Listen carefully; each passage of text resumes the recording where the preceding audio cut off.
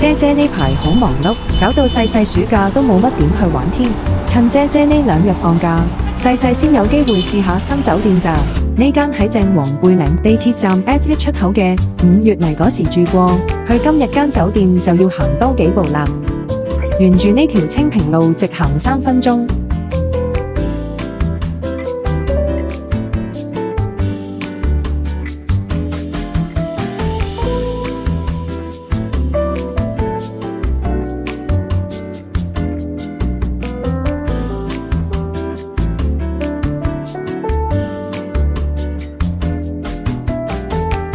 見到京基鳳凰印象戲院轉左，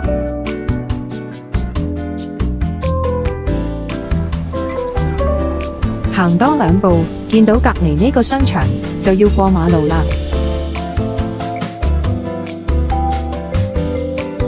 過咗馬路，沿住鳳翔街直行。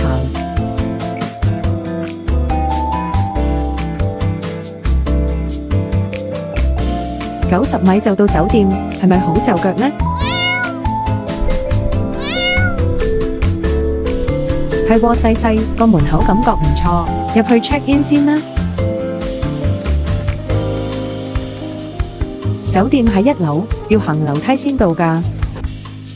一行入走廊就見到自助洗衫房，有2部乾衣機，1部洗衣機。我哋間房就喺洗衫房斜對面，正啊！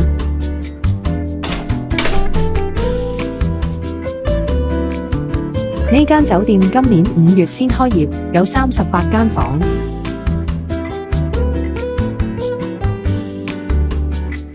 今次同細細入住清風小築，間房好迷你，唔使幾步已經到床邊。睇下間酒店有咩注意事項，前台仲有其他日用品，仲可以攞枕頭添喎。零食就冇啦，不過前台姐姐頭先咪俾咗糖你咯。呢款清風小築房有好大隻窗，好光猛。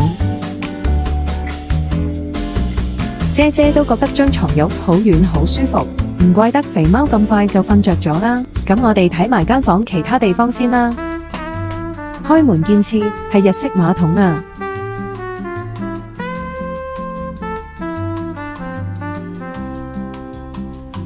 花灑水壓夠，唔會時冷時熱。浴室嘅燈掣、抽氣扇開關指示清晰。睇下有咩梳洗用品先。牙膏、牙刷。大家鍾意用紙杯定不鏽鋼杯刷牙呢？一把梳、浴帽、鬚刨。間房雖然好細，一樣有位開飯㗎。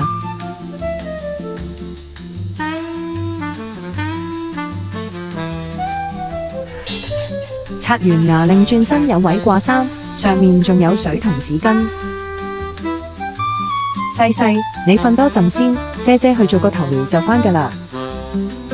3 hours later， 洗衫時間又到，咁細細呢？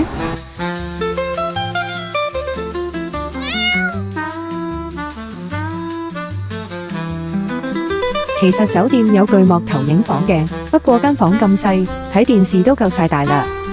正啊，呢套好睇啊！今晚洗衫房好繁忙，淨係等乾衣機都大半個鐘，卒之搞掂晒，收工。The next morning，